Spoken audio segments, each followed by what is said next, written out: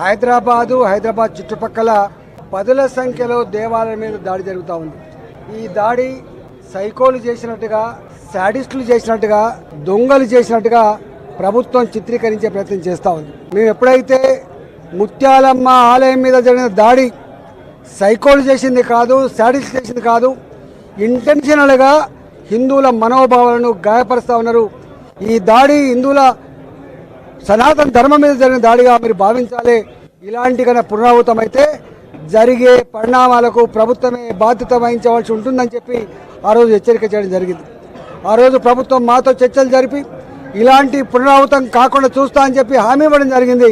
కానీ మళ్ళీ ఇవాళ ఇక్కడ గాంధీనగర్లో రామలింగేశ్వర ఆలయంలో రాత్రి 3:20 హమీద్ అనే వ్యక్తి, ఖాజా అనే వ్యక్తి ఇవాళ తలుపులు తన్ని విరుగ్గొట్టి శివాలయంలో దొరికేదేముండదు విభూతి తప్ప, కానీ శివాలయం మీద చెప్పులు పెట్టి దాని మీద ఎక్కి అవమానపరిచి ఇలా ఆ వస్తువులు కూడా దొంగిలించడం జరిగింది.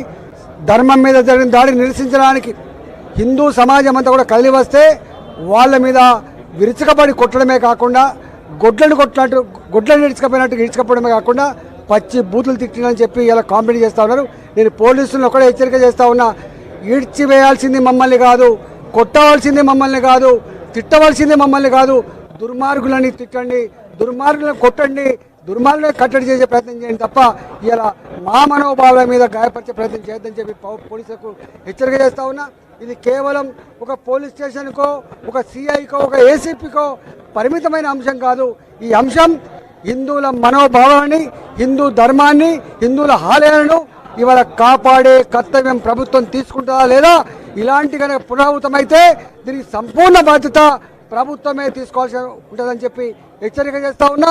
హిందూ సమాజాన్ని పరీక్షించే ప్రయత్నం చేయకండి, మా స్థానాన్ని ఓపికని పరీక్షించే ప్రయత్నం చేయొద్దని చెప్పి ఈ ప్రభుత్వాన్ని హెచ్చరిక చేస్తూ ఉన్నా.